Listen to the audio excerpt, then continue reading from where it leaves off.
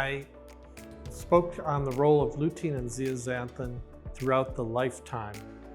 As we know, age-related macular degeneration has a very strong, great supporting evidence for the role of lutein and zeaxanthin for protection against age-related macular degeneration.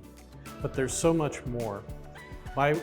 More recently, we've been looking at the role of lutein and zeaxanthin much earlier in life, because age-related macular degeneration and similar eye diseases are due to an accumulation of light-induced oxidative damage and other stresses throughout the lifetime.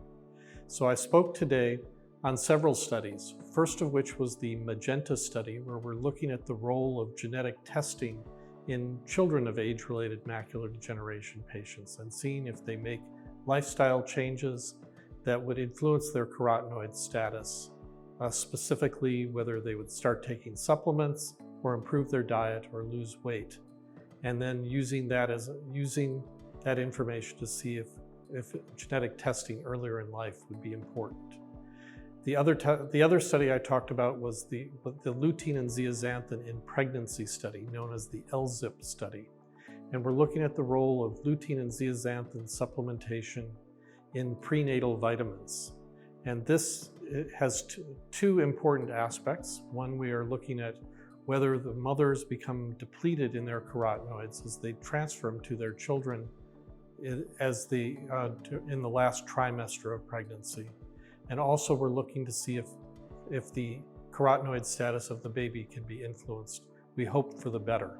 And I reported the results that indeed, in a randomized placebo-controlled trial, that carotenoid status does improve when we add 10 milligrams of lutein and 2 milligrams of zeaxanthin in the study, beginning as early as we can in the first trimester of pregnancy.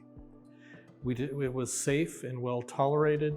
And very importantly, we were able to see that the children that had a better carotenoid status. So it influenced the macular pigment in the eye. It also raised the serum levels significantly and their skin levels.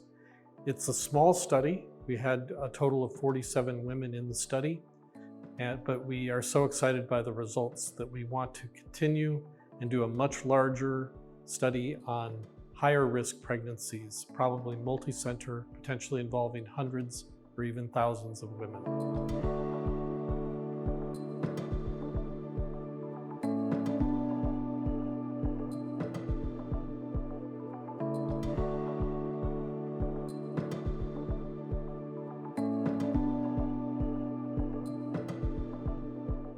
It was a challenging study to do. It was done during COVID, and so a number of our children when they were born, we could not bring them and do their measurements. So about half of the subjects, we did not have the information. So even though we saw very intriguing trends of increased macular pigment optical density, it was not statistically significant.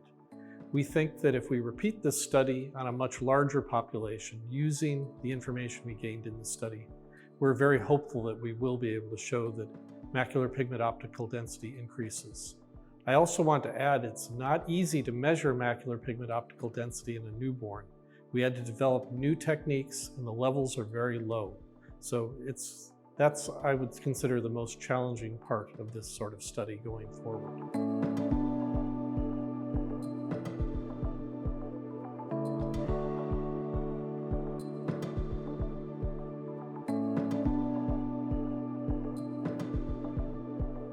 So, as I said, we really want to move to an LZIP-2 study. The results that we have published so far have generated a lot of interest, both from researchers and from the National Eye Institute. And they've encouraged us to go ahead and at least start planning and apply for funding for just such a study. We'd also like to look at different formulations, different ratios of lutein and zeaxanthin, different dosages. And then we want to do a follow-on study for the children that were born from our original LZIP study, where there's much information that exposure to to nutrients early in life, even in utero, can have lifelong effects. So we want to follow up on these children in 3 to 5 years and see if they see better, if they have better foveal structure of the eye, and whether they have any positive cognition effects of our intervention. So we think that's a very exciting future study.